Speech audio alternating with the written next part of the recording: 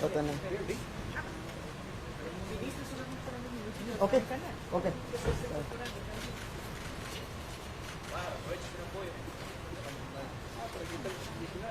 No tengo. Ah, bueno, sí, de lado. Más fácil. ¿Qué tal? ¿Cómo están?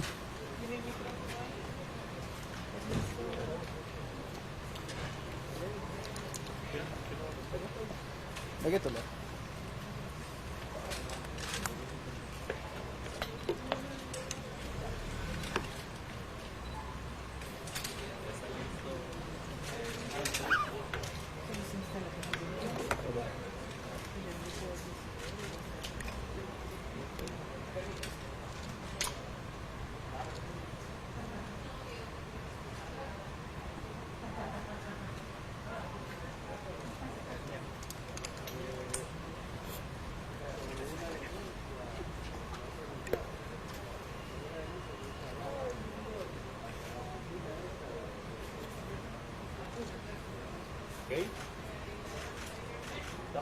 Falta algo. Sí. Está.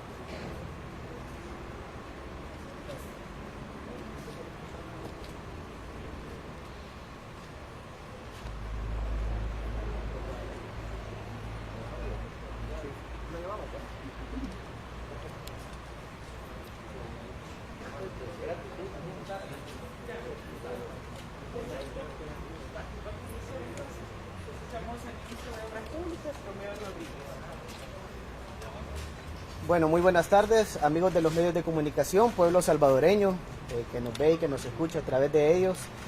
El día de hoy quiero hablar acerca de 3 temas principalmente, pero quizás vamos a comenzar con uno que es una denuncia que llegó el día de hoy al Instituto de Acceso a la Información Pública por parte de una institución que se dice que vela por la transparencia y que parece que vela por todo lo contrario. ¿Por qué?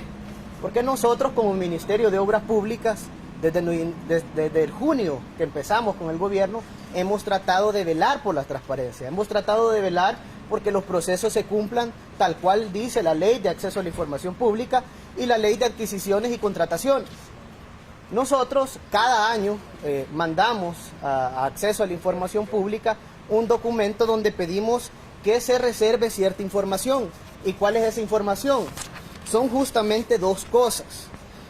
Uno es toda aquella información que contenga opiniones o recomendaciones que formen parte de un proceso deliberativo de los servidores públicos en tanto no sea adoptada la decisión definitiva. Es decir, cuando tenemos un proceso de licitación, un proceso de contratación, no podemos revelar la información a los oferentes ni a ninguna persona que nos pida información sobre ese proceso. ¿Por qué?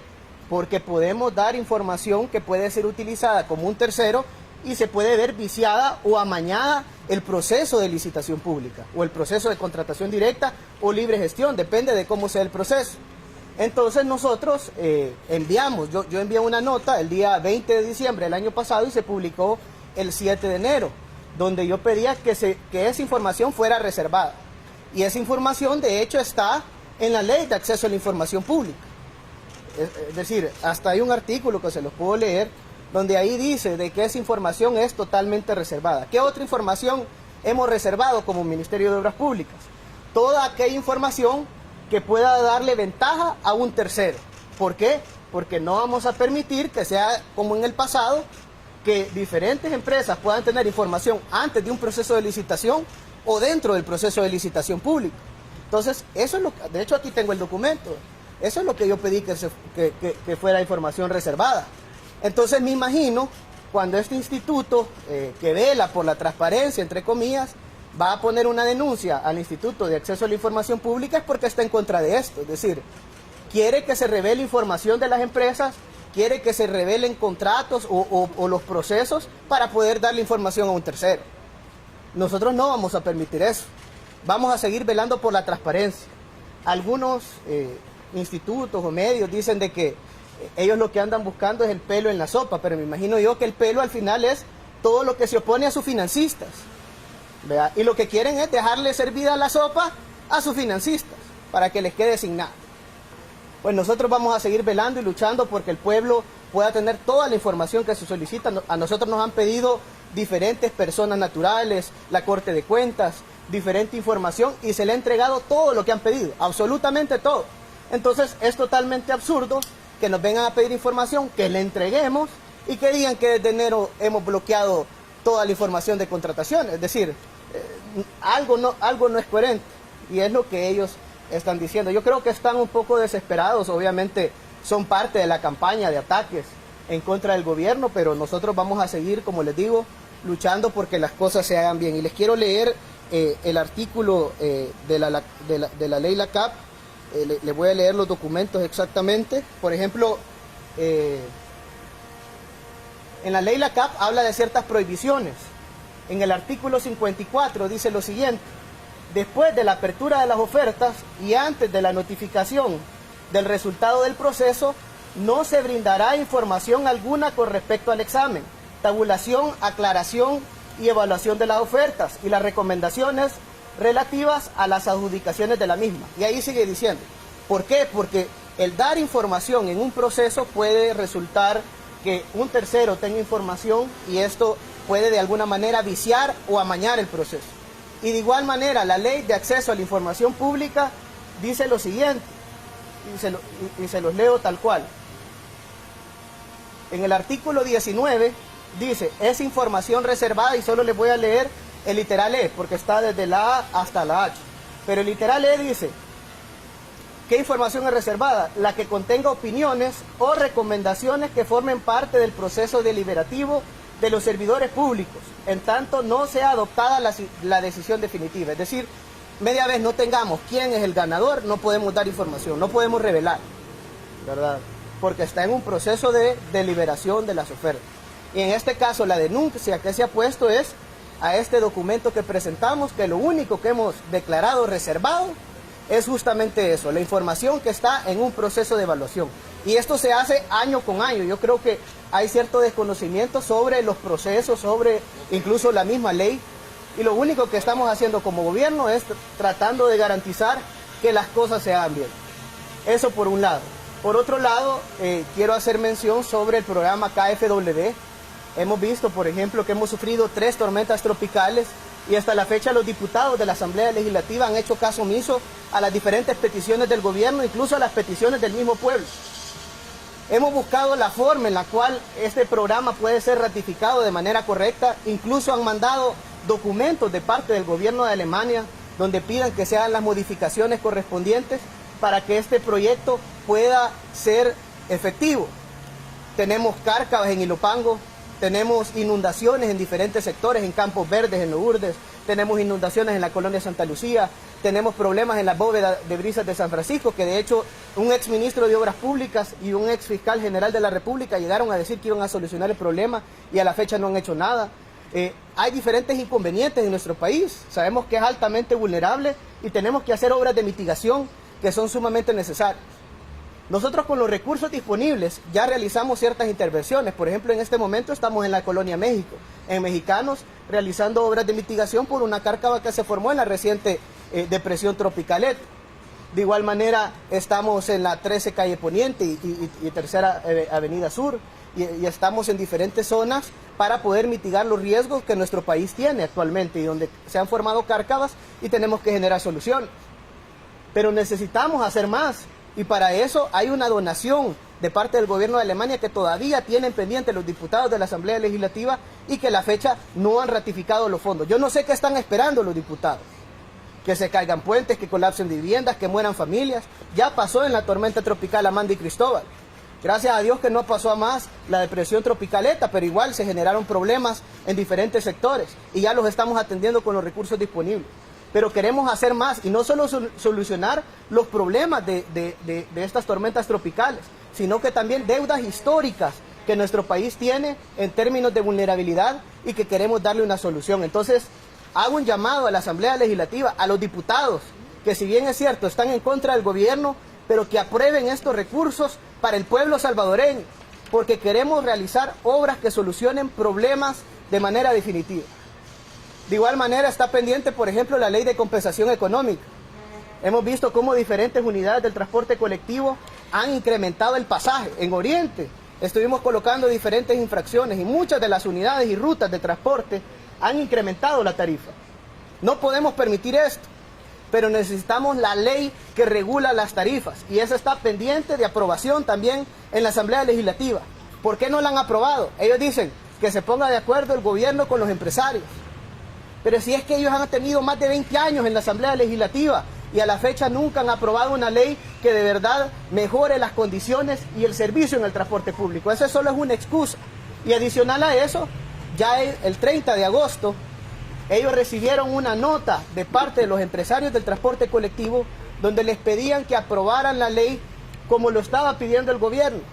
Me imagino yo que, es decir, ellos no quieren que nos pongamos de acuerdo con los empresarios que están afuera de la Asamblea, sino que quieren que nos pongamos de acuerdo con los empresarios que están adentro de la Asamblea Legislativa, con los empresarios del transporte colectivo que están adentro.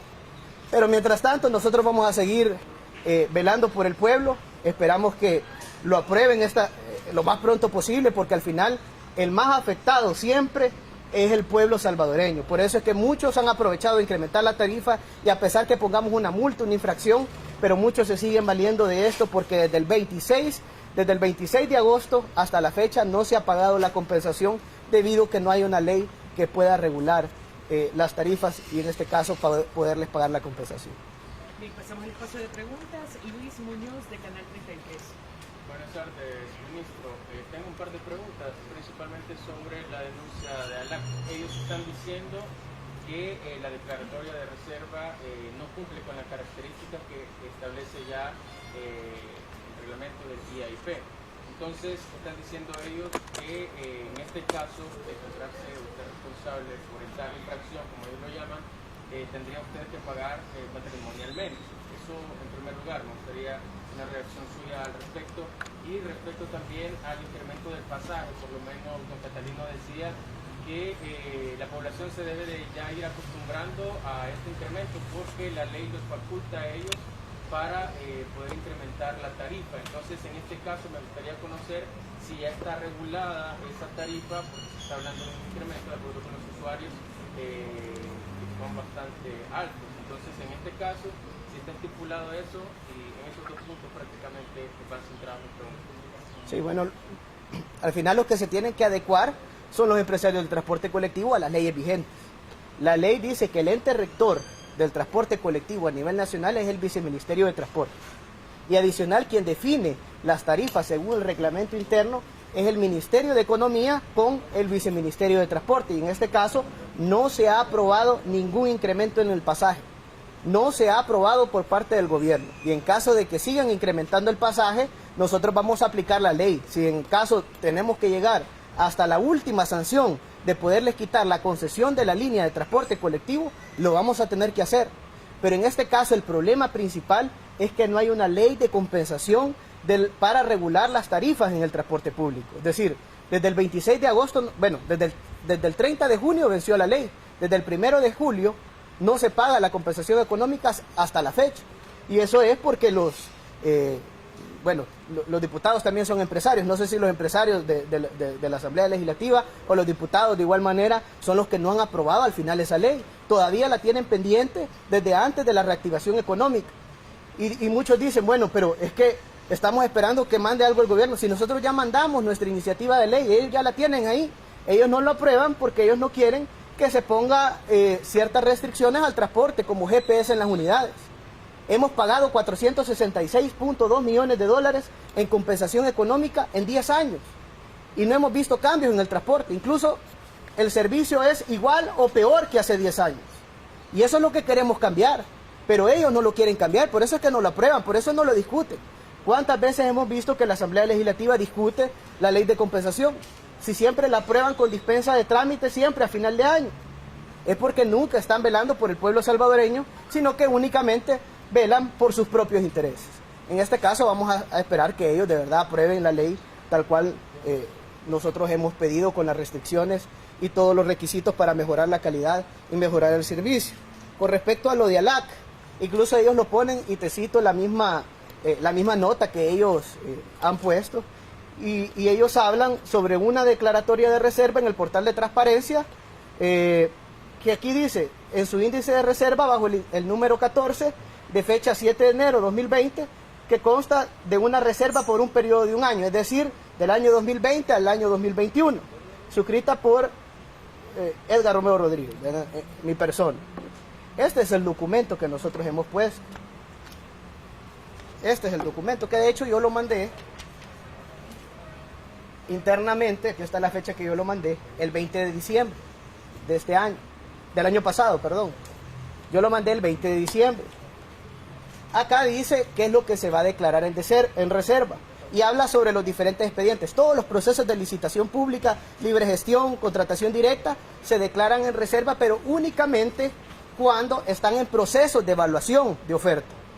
Como dice la ley de acceso a la información pública. Dice, declaración de reserva, y aquí está. Incluso aquí está el enlace aquí donde está el detalle, y cualquiera lo puede ver también en el portal de transparencia. Ahí dice cuáles son los literales, ahí dice, la que contenga opiniones o recomendaciones que formen parte del proceso deliberativo de los servidores públicos, en tanto no se adoptan de la decisión definitiva. En este caso estamos en un proceso de evaluación de ofertas, la ley nos prohíbe revelar información, y de igual manera la que puede generar ventaja indebida a una persona en perjuicio de un tercero. Entonces, si ellos se ponen a esto, significa que lo que ellos quieren es que le demos información a terceros, que divulguemos información que está en el proceso de evaluación de oferta para que se puedan amañar los procesos de licitación pública. Eso es lo que quieren, porque la demanda que están poniendo es sobre esto. ¿Y esa no es información oficiosa? No, está, incluso es parte de la ley. Está en la ley, lo acabo de leer hace poco, lo puedo volver a leer. Está en la ley LACAP y está en la ley de acceso a la información pública, que esa información es reservada. Y a cualquier institución que tú puedas ir y que tenga un proceso de licitación pública, contratación directa, y está en un proceso de evaluación, no se puede conocer cómo va o cómo va el proceso, qué información se le ha pedido a las empresas, etcétera, etcétera. ¿Por qué? Porque no se puede divulgar información, porque se puede amañar el proceso. Yesenia Aguilar, del Noticiero. Buenas tardes, ministro. Como usted ya lo mencionaba, me gustaría solo que nos repitiera cuál es el artículo de las dos leyes que usted menciona que les permite mantener la reserva de esos documentos. Y la otra está en de que después de transcurrir ese año que está en reserva y luego de que termine el proceso, esos documentos entonces serían públicos. Vale, quiero aclarar algo. Es decir, esto no es algo que es nuevo, no es algo que lo acabamos de inventar.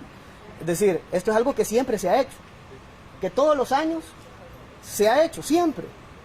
Es decir, no se puede, bueno, yo no sé si en el gobierno del Frente, porque en el gobierno del Frente ahí tenemos el Bypass de la Libertad, tenemos el Chaparral y tenemos diferentes proyectos donde obviamente hay claros indicios de corrupción. Pero en este caso, nosotros no podemos divulgar información que esté en proceso de evaluación.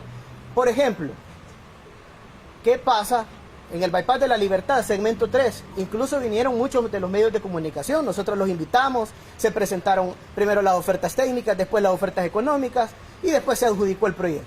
El segmento 3, donde sabemos que hay indicios de corrupción. Después de adjudicado, se entregó la orden de inicio, y cualquier persona que pueda pedir información después de haber adjudicado el proyecto, se le podía entregar a quien sea, cualquier persona natural, cualquier empresa, cualquier institución puede pedir información sobre el Bypass segmento 3 y se le puede dar con el mayor de los gustos. ¿Por qué? Porque ya está adjudicado el proyecto. Pero cuando estábamos en la etapa de evaluación de ofertas, ustedes pudieron conocer la apertura de ofertas, pero no el proceso de evaluación. ¿Por qué? Porque hay información que no pueden conocer los demás. Es parte de la ley que protege de alguna manera para que terceros no puedan resultar con ventajas, porque lo conoce únicamente la comisión evaluadora.